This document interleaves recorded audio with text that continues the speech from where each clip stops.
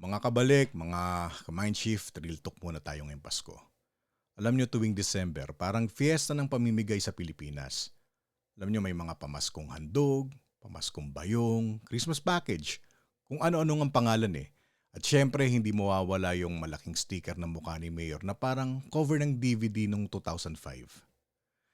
Pero sige, tanong ko lang, kailan naging requirement na ang bigas ay may kasamang muka?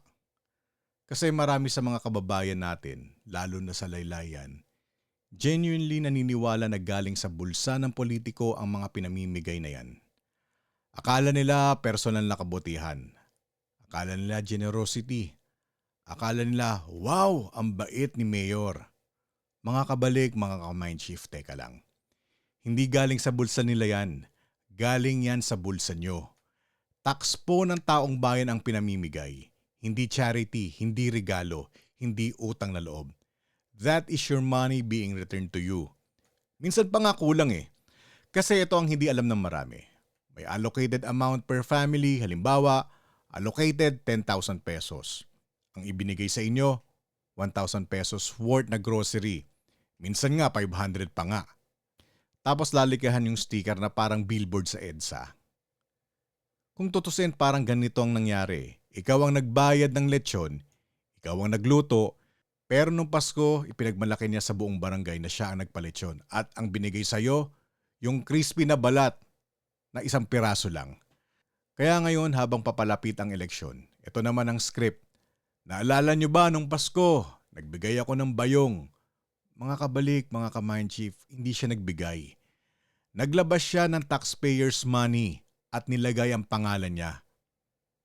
Alam niyo nakakagalit kasi, ginagawa tayong biktima ng maling narrative. Nakakaawa kasi maraming Pilipino ang nahuhulog sa impression na dapat natin pasalamatan si Mayor. Hindi. Dapat tayong pasalamatan ni Mayor. Tayo ang nagpapasweldo sa kanila. Tayo ang nagpapabudget. Tayo ang nagpondo sa pinamigay nila. At higit sa lahat, hindi utang na loob ang pera ng bayan. Obligasyon yan na gamitin ng tama. Kaya ngayong Pasko mga kabalik, mga ka-mind shift, tandaan natin, hindi masamang tumanggap ng ayuda, pero mali na may nakadikit na mukha sa ayuda na galing sa buwis mo. At mas mali kung pa-influencer pa ang peg nila habang binibigay, Merry Christmas po galing kay Mayor. Hindi sila Santa Claus, at least si Santa, hindi sinisingil ng VAT. Kaya this season let's be grateful. Yes, pero let's be aware. Kasi hindi solusyon ng pamaskong bayong kung taon-taon tayo pa rin ang ginagawang bayong. Panahon na para gisingin ang bayan, hindi dahil sa galit, kundi dahil deserve ng Pilipino ang dignidad na hindi nabibili ng isang lata ng corned beef. At bago tayo magtapos, isang mabilis lang.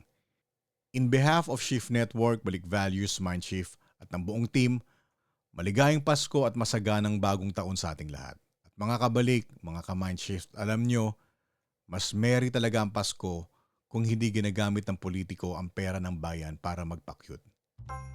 Merry Christmas mga kabalik, mind shift tayo.